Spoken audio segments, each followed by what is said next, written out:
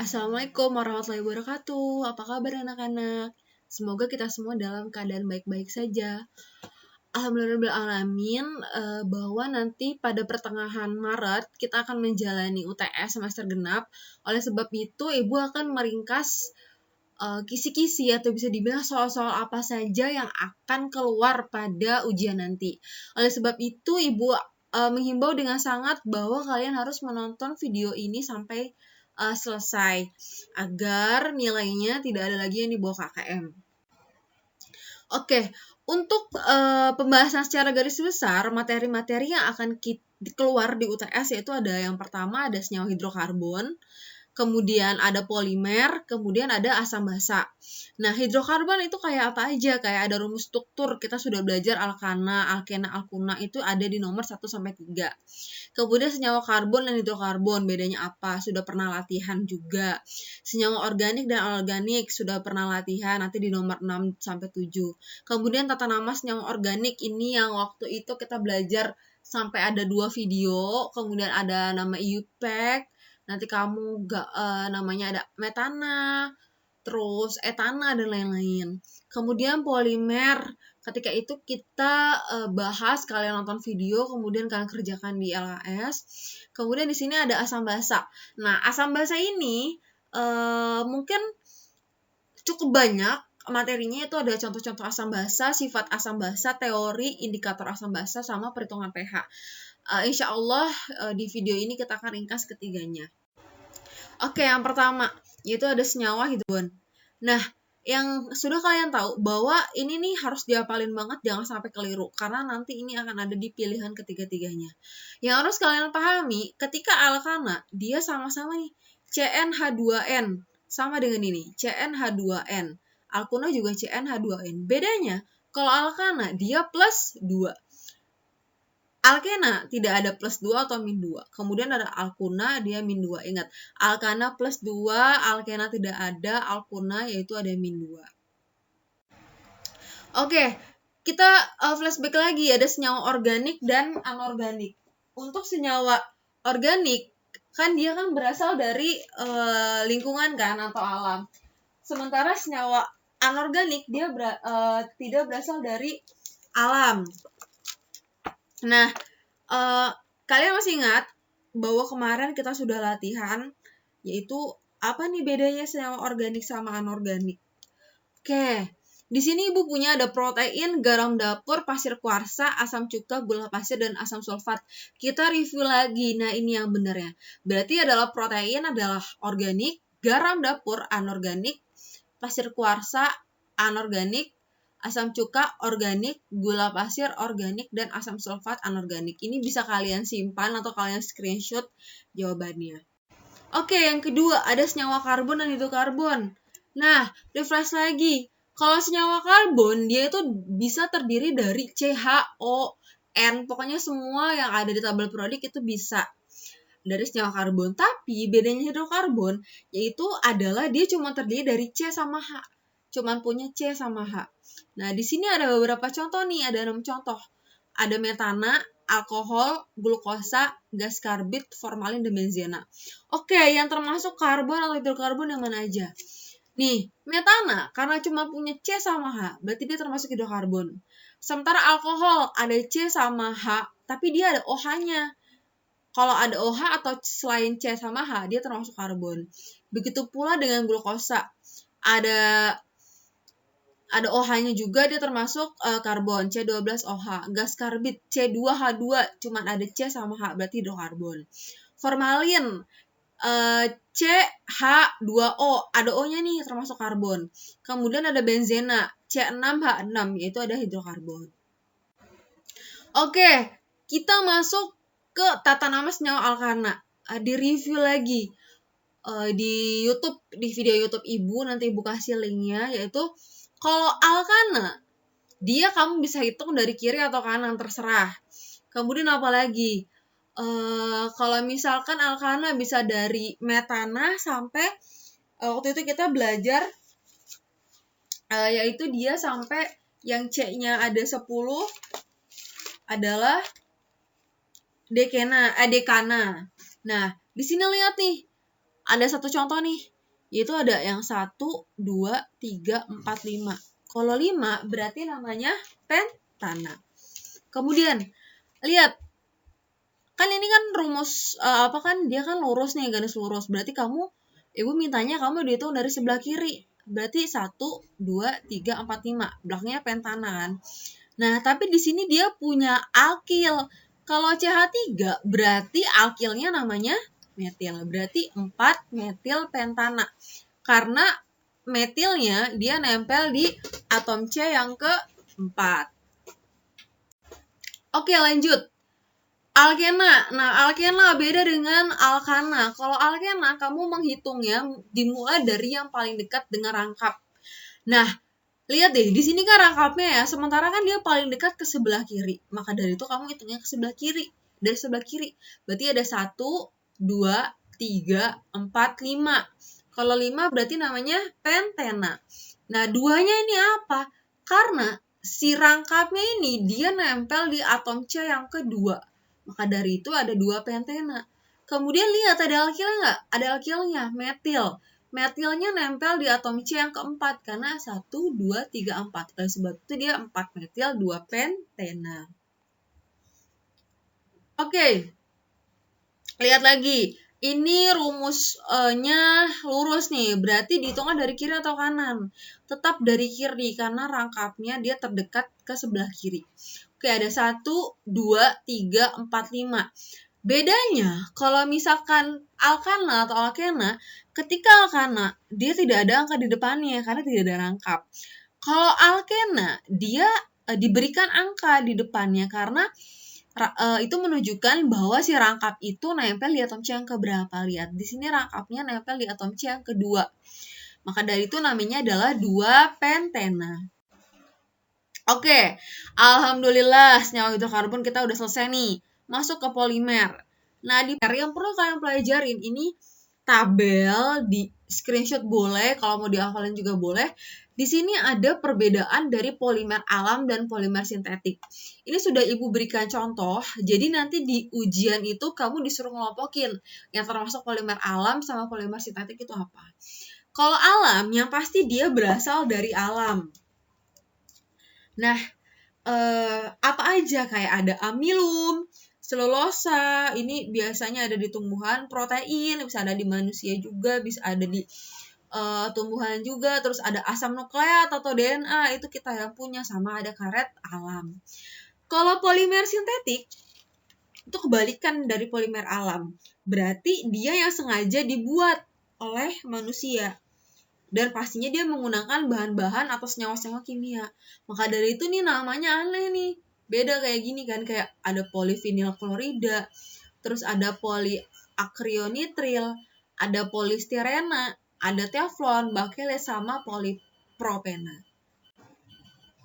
Oke, di sini Ibu kasih contoh LKS itu ada di halaman 67, halaman 11, 14 sampai 18. Nah, coba nih. Pasangan senyawa polimer berikut yang termasuk polimer alam berarti adalah ada amilo, ada DNA dan selulosa.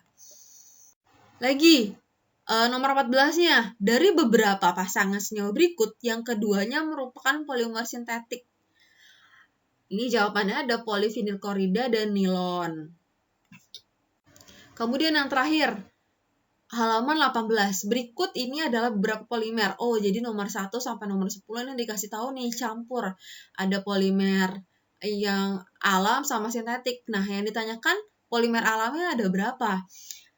Sini gampangnya, kamu lihat dulu nih yang polimer sintetik kan lebih dikit nih. Kalau nilon itu nggak mungkin. 3, 4, 5 itu semua sintetik. 6, 7 sintetik. 10, berarti selain 3, 4, 5, 6, 7, sama 10 adalah 1, 2, 5, 8, dan 9. Oke, di sini ada proses pembuatan polimer. Jadi ada yang disebut dengan namanya polimerisasi. Atau, di sini ada polimerisasi atau reaksi pembentukan polimer. Jadi kalau kamu mau buat polimer tuh nggak sembarang, ini terutama untuk polimer sintetik ya, nggak sembarang bisa ada aja polimer sintetik, enggak. Dia perlu ada reaksi dengan cara itu polimerisasi atau biasa disebut polimerisasi. Nah, ini adalah hasilnya nih. Polivinyl klorida adalah plastik hasil polimerisasi. Berarti kan kalau klorida kan Cl nih. Kemudian ada polivinyl. Maka dari jawaban A sampai E yang tertepat adalah H2C, rangkap 2 CHCl. Oh ya, sebagai tambahan bahwa polimer ini dia adalah senyawa alkena. Jadi semuanya rangkap 2. Oke, sudah selesai bahasan dari polimer. Udah 10 menit ya Ibu. Oke, masuk ke asam basa. Bismillahirrahmanirrahim. Ini kita cukup banyak, tapi kita coba untuk lebih fokus. Kalau misalnya udah capek, dihentikan dulu, nanti bisa dilanjut lagi. Pokoknya sampai selesai nanti, kalian lihat videonya. Oke, yang pertama, ini ada di soal juga, semuanya ada di soal. Itu adalah contoh asam basa dalam kehidupan. Nah, nanti di ujian itu kamu ngelompokin yang mana termasuk asam, yang mana termasuk basa. Ini bisa dibilang gampang. Pokoknya atau intinya yang namanya asam pasti di depannya ada kata asam deh. Di sini. Semuanya ada kata asam. Kalau ada basa, pasti ada hidroksida atau OH-. Itu ya. Pokoknya kalau kelompok asam yang depan ada asam, kalau kelompok basa yang belakangnya ada hidroksidanya. Oke, sekarang sifat-sifat senyawa asam dan basa. Nah, ini sama nih kayak tadi. Kamu mengelompokkan mana yang termasuk atau mana yang betul dari sifat asam atau basa tersebut. Nah, kalau asam pasti rasanya asam. Dia bersifatnya korosif atau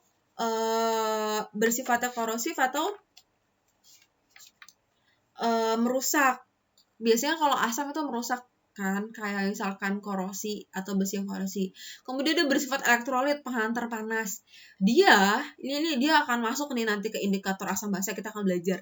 Si asam ini, larutan asam, dia bisa mengubah kertas lakmus biru menjadi merah. Kamu pasti paham dong, apa enggak pernah ujian, pernah praktik yang ada kertas lakmus. Dia bisa mengubah yang warna biru menjadi merah. Tapi kalau warna merah gimana, Bu? Ya tetap merah. Kemudian dia bereaksi dengan basa menghasilkan garam dan air. Oke, itu adalah sifat-sifat senyawa asam. Nah, masuk nih ke sifat senyawa basa. Yang pertama, kebalikannya dia rasanya pahit. Coba kamu makan sabun, itu pahit apa manis atau gimana. Kemudian dia bersifat kaustik dan licin. Nah, kaustik ini atau dia membakar seperti api. Kayak misalkan kamu kayak kebanyakan atau kelamaan megang sabun colek atau megang deterjen itu kan kayak rasanya kan tangannya seperti terbakar. Nah, itu yang namanya kaustik. Kemudian ketika dipegang licin, nah itu contohnya ada sabun. Kemudian dia sama, bersifat elektrolit atau penghantar panas. Kebalikan, ketika basa, dia bisa mengubah lakmus merah menjadi biru. Itu. Dan dia dapat menetralkan asam. Jadi kalau ada asam, kayak kamu lapar atau asam lambung kamu naik, itu ditambahkan kayak misalkan proma atau lain-lain, melanta dan lain-lain. Nah, itu obatnya itu bersifatnya basa, sehingga nanti perut kamu bisa netral lagi. Oke, kita masuk ke teori asam basa. Ini cukup mudah, karena cuma ada 3 ilmuwan yang mengemukakan teori asam basa. Dan perbedaannya juga cukup mudah. Yang pertama, nanti kamu kenal ada namanya Arrhenius, Bronsted-Lowry, dan Lewis. Nah, khusus Arrhenius dan Bronsted-Lowry ini akan masuk ke dalam ujian. Arrhenius, pokoknya ini beda ini, ketiga ilmuwan ini dia akan membedakan asam dan basa itu apa bedanya. Nah, at the point, intinya ketika Arrhenius asam sama basa dia sama-sama dia di dalam air. Perbedaannya adalah ketika di dalam air, asam dia akan melepaskan ion H+, di sini Ibu bold.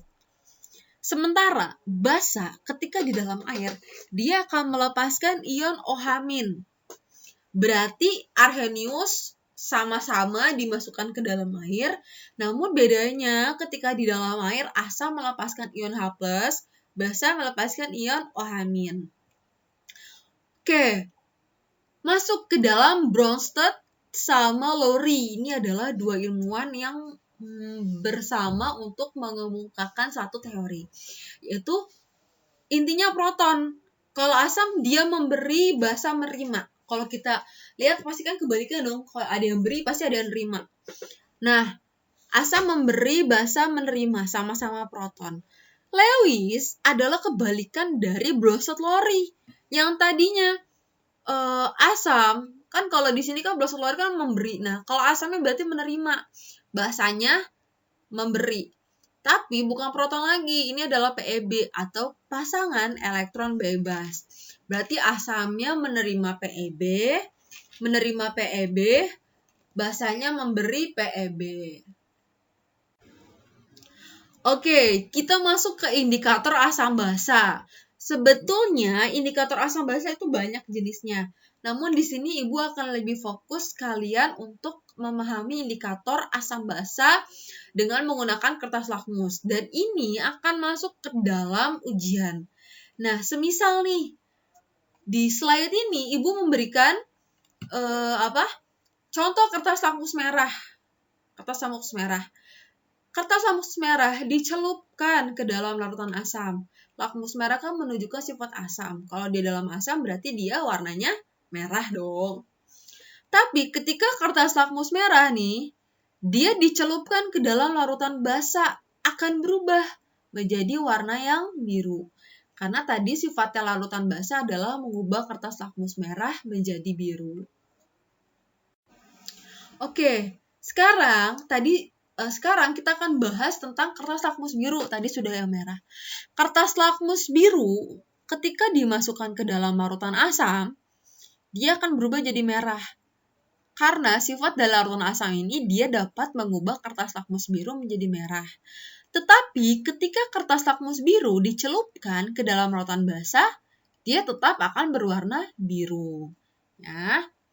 Oke anak-anak, sekarang kita akan masuk ke ini adalah perhitungan pH asam basa. Bisa sebelumnya kita sudah tahu bahwa asam itu dia lambangnya H+. Sementara untuk basa dia lambangnya OH-. Nah, untuk mempersingkat waktu, Ibu akan memberikan kalian dua rumus.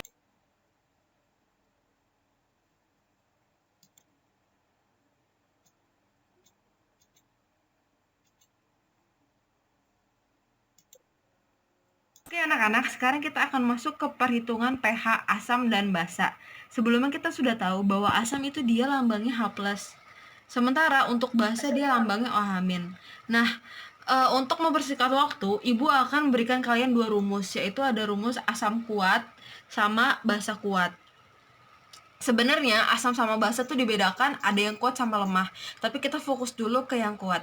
Nah, ini adalah rumus untuk menentukan pH asam kuat, yaitu ada N atau jumlah valensi asam dikali sama Ma atau konsentrasi. Nah, cara menentukan pH adalah min log H+. Berarti setelah kita udah dapat H+-nya, nanti kita diminlogkan. Caranya gimana, Bu? Bisa nggak kalau tanpa kalkulator? Bisa. Nih, oke, kita langsung masuk ke soal. Berapakah konsentrasi H+? Nah, yang ditanya H+ nih dalam larutan H2SO4 0,004 M. Nah, yang pertama kali kita tulis dulu diketahui N-nya kan? N adalah jumlah dari H. Di sini ada H2SO4. Berarti jumlah N-nya adalah 2. Kemudian ada Ma. Ma itu adalah konsentrasi. Yang namanya konsentrasi di belakangnya pasti ada huruf M, berarti 0,004 M. Ibu gampangin lagi, atau 4 dikali 10 pangkat min. Di sini kan ada 3 nih, 1, 2, 3 di belakang koma, berarti pangkat min 3. Oke, masuk. Sekarang ada H+. Tadi rumus H+ adalah N dikali Ma, berarti 2 dikali 4 kali 10 pangkat 3. 2 dikali 4 sama dengan 8 kali 10 pangkat 3. Ininya tinggal kamu iniin aja, kebelakangin. Nah, ini nih hasilnya dari H+. Kalau misalkan ada yang ditanya pH, berarti kan tadi kan pH kan min log H+ kan?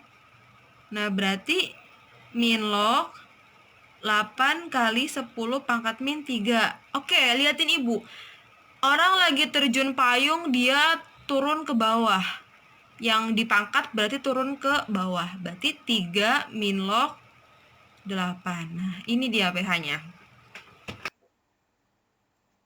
Nah, sekarang kita masuk contoh soal yang kedua, yaitu ada larutan 100 mili HCl 0,01 M memiliki pH sebesar.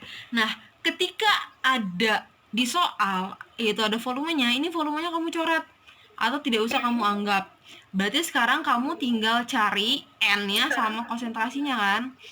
Nah, di sini kan hanya ada satu nih, HCl, berarti N-nya sama dengan 1. Nah, kalau 0,01 berarti dia adalah Ma. Masuk ke rumus H+. Tadi kan H plus N dikali Ma. Berarti sama dengan 1 dikali Ibu buat di sini jadi 1 kali 10 pangkat min 2. Kenapa min 2? Karena ada 2 angka di belakang koma. Berarti 1 kali 10 pangkat min 2 sama dengan 1 dikali 10 pangkat min 2. Oke, sekarang pH-nya. pH-nya kan sama dengan min log dari H plus kan? Berarti min log 1 kali 10 pangkat min 2. Tadi kita udah belajar, yaitu ada orang lagi para layang, terus dia terjun payung ke bawah. Berarti 2 min log 1. 2 min log 1 sama dengan 2.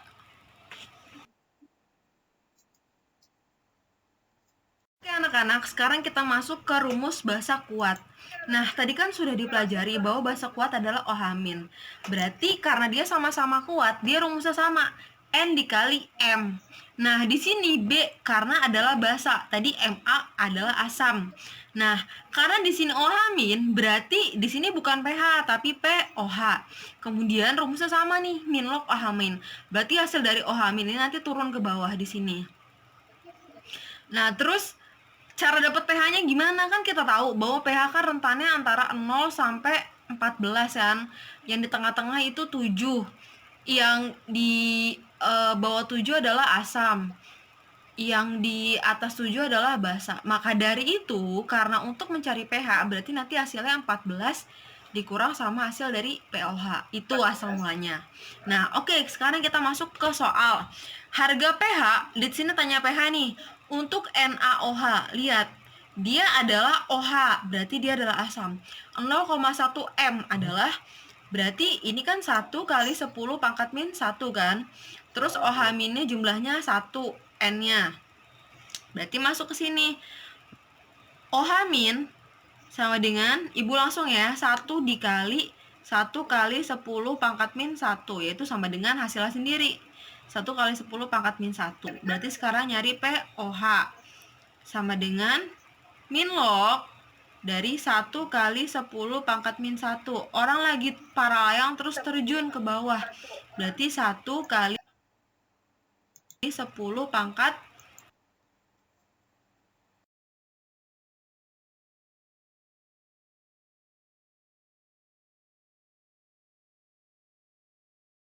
berarti 1 min log 1. Nah, berarti sama dengan 1 kan. Kemudian kita tahu pH-nya gimana. Berarti 14 dikurang 1 sama dengan 13. Inilah hasilnya.